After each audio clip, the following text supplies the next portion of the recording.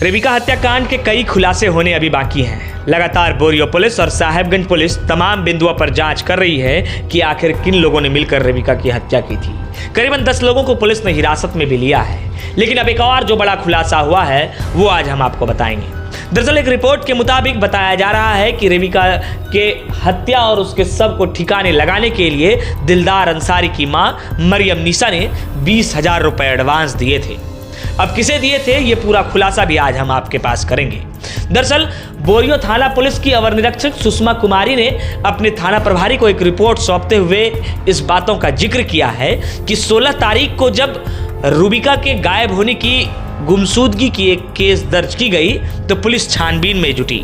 Police ने जब छानबीन की तो पूछताछ के लिए पुलिस ने आमिर अंसारी यानी दिलदार के भाई को हिरासत में लिया। उससे पूछताछ हुई और उसने बताया कि 2 साल पूर्व रेबिका के साथ उसके भाई ने शादी की है। इससे पहले भी उसके भाई की एक पत्नी थी जिनका नाम सरेजा खातून था और उन दोनों के बीच भी शादी हो चुकी थी, लेकिन 2 साल पहले से लगातार दिलदार अंसारी रेबिका के साथ रह रहा था।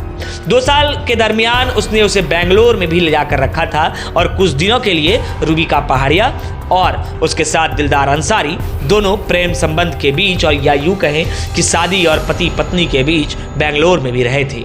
उसके बाद वहां से उसे वापस लाने के बाद बोरियो थाना क्षेत्र के एक मकान में भाड़े पर भी रखा गया था, लेकिन इस बीच वो उसे अपने घर नहीं ले जा पाता था, यानी दिलदार अंसारी रेबिका को अपने घर नहीं ले जा पाता था। जिसके बाद कि 20 दिन पहले उसने रेबिका को अपने घर ले गया था और उसके घर वाले इस रिश्ते से खुश नहीं थे। दिलदार की मां इस पूरे रिश्ते से नाराज थी, यानी मरियम निशा इस रिश्ते को कबूल करने के लिए तैयार नहीं थी, क्योंकि ये 2 दूसरे समुदाय के बीच की शादी थी। इस वजह से मरियम निशा इन बातों को कबूल नहीं कर पा रही थी कि उसका बेटा किसी रेबिका पहाड़िन के साथ रहे।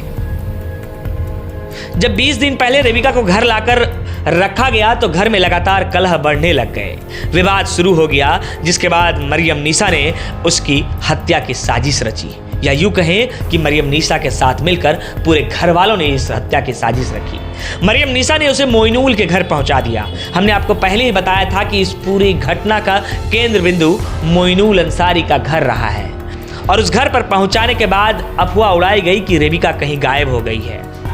मोइनुल के घर पर पहुंचाने के बाद मरियम निशा ने 20,000 रुपए एडवांस के तौर पर भी मोइनुल अंसारी को दिया था कि इसकी हत्या कर इसके शव को ठिकाने लगा दिया जाए। और फिर उसके गायब होने की खबर चली, जिसके बाद पुलिस जांच में जुटी। पुलिस को सूचना मिली कि आंगनबाड़ी केंद्र के नजदीक कुछ किसी के शरीर के टुकड़े हैं, जिसके बाद शिनाख्त करने के लिए दिलदार अंसारी को बुलाया गया। दिलदार अंसारी ने जब रेबिका के कटे हुए अंगुली देखे तो उस अंगुली में नाखून पॉलिश को देखकर उसने पहचाना कि ये रेबिका का अंगुली है। जिसके बाद पुलिस को बताया गया कि हाँ, ये रेबिका के ही कटे हुए पार्ट हैं और उसके बाद पुलिस ने जांच तेज कर दी और 2 दिनों के अंदर करीबन 10 लोगों को गिरफ्तार किया है। हालांकि मुख्य आरोपी मोइनुल अंसारी अब भी फरार चल रहे हैं, लेकिन इस बीच ये खुलासा हुआ है कि दिलदार अंसारी की मां मरियम निशा ने 20,000 रुपए एडवांस देकर मोइनुल अंसारी से रेबिका की हत्या कराई और उसे टुकड़े टुकड़े में कटवा दिया।